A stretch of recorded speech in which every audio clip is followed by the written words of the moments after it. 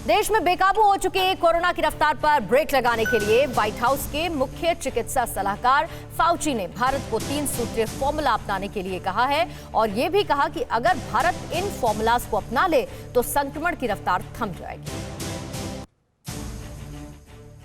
देश कोरोना के संकट से गुजर रहा है। हर कोई आस लगाए बैठा है कि जल्द से जल्द हालात ठीक हों और जिंदगी फिर पटरी पर लौटने लगे। भारत के दोस्त अमेरिका ने भी भारत के हालातों पर चिंता जाहिर की और बेकाबू होते वायरस की रफ्तार पर ब्रेक लगाने के सुझाव दिए हैं। अमेरिका के शीर्ष स्वास्थ्य विशेषज्ञ और व्हाइट हाउस के मुख्य चिकित्सा सलाहकार डॉक्टर एंथनी फाउची ने भारत को 3 सूत्रीय फार्मूला अपनाने को कहा है, जिससे संक्रमण की रफ्तार पर ब्रेक लग सके। डॉक्टर फाउची ने कहा है कि भारत में राष्ट्रव्यापी लॉकडाउन लागू किया जाना चाहिए, व्यापक स्तर पर लोगों को कोरोना की वैक्सीन लगाई जाए, साथ ही बड़ी संख्या में अस्थायी अस्पताल बनाने चाहिए। इसके अलावा डॉक्टर फाउची ने भारत को महामारी से निपटने में सैन्य बलों की मदद लेने की भी सलाह दी है। उन्होंने कहा है कि तत्काल अस्थायी अस्पताल बनाने के लिए सशस्त्र बलों की सहायता ली जा सकती है। 7 अमेरिकी राष्ट्रपतियों के साथ काम कर चुके डॉक्टर फाउची ने कहा है कि भारत को अपनी सेना की मदद से उसी तरह फील्ड अस्पताल बनाने चाहिए जैसे कि युद्ध के दौरान बनाए जाते हैं। एक इंटरव्यू के दौरान चीन का जिक्र करते हुए डॉक्टर फाउची ने कहा, चीन में जब पिछले साल गंभीर समस्याएं थी तो उसने अपने संसाधनों को बहुत तेजी से नए अस्पताल बनाने में जुटा दिया था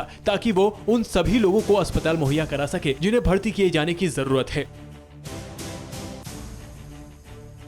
पड़ोसी देश नेपाल में भी कोरोना से हालात काफी खराब हो रहे हैं। हर दिन संक्रमित लोगों की संख्या बढ़ती जा रही है तो कोरोना की वजह से होने वाली मौत का आंकड़ा भी बढ़ता जा रहा है। नेपाल में कोरोना की वजह से हालात काफी डरावने और भयावह होते जा रहे हैं। जानकारी के मुताबिक नेपाल में कोरोना संक्रमण जिस तेजी से फैल रहा है उसी तेजी से मौत के आंकड़े भी बढ़ रहे हैं।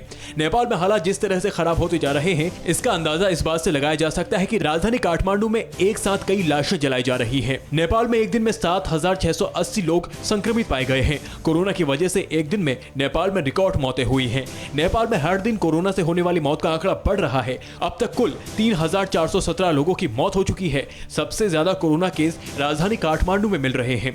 शव जलाते जलाते काठमांडू का एकमात्र विद्युत शवदाह गृह खराब हो गया है। हालात को देखते हुए नेपाल में लॉकडाउन लगा दिया गया है। लोगों को बेवजह घरों से बाहर निकलने पर रोक लगा दी गई है। एक जिले से दूसरे जिले जाने वाले लोगों की भी जांच की जा रही है। दूसरी तरफ बढ़ते संक्रमण को देखते हुए नेपाल भारत सीमा पर पहले के मुकाबले सख्ती बढ़ा दी गई है। सीमा पर दोनों तरफ से तैनात सुरक्षा कर्मियों की संख्या भी बढ़ा दी गई है और एहतियातन कोरोना वायरस संक्रमण के फैलाव को रोकने के लिए लोगों की आवाजाही पर प्रतिबंध लगा दिया गया है। पिछले कुछ दिन में कई क्रिकेटर्स के कोरोना पॉजिटिव पाए जाने के बाद T20 लीग को फिलहाल सस्पेंड कर दिया गया। हालात को देखते हुए बीसीसीआई ने इस लीग को अनिश्चितकाल के लिए सस्पेंड कर दिया है।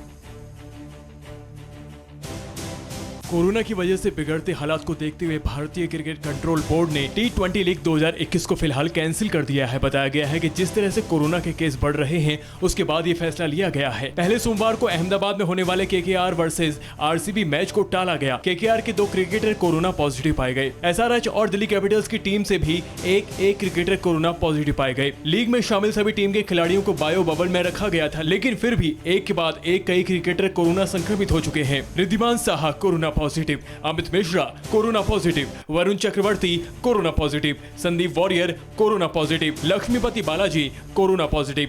टूर्नामेंट को लेकर लीग से जुड़े अधिकारियों ने कहा है कि टूर्नामेंट को अनिश्चित काल के लिए निलंबित कर दिया गया है। अब लीग के बाकी मैच कब होंगे ये फिलहाल नहीं कहा जा सकता, लेकिन इस महीने ऐसी कोई संभावना नहीं है। इससे पहले बीसीसीआई ने कोरोना काल में टूर्नामेंट कराने के पीछे मजबूत बायो बबल का हवाला दिया था। बावजूद इसके टूर्नामेंट के सिर्फ 29 मैच ही हो पाए। 30वें मैच से पहले क्रिकेटर के कोरोना पॉजिटिव पाए जाने के बाद इस लीग को सस्पेंड कर दिया गया है।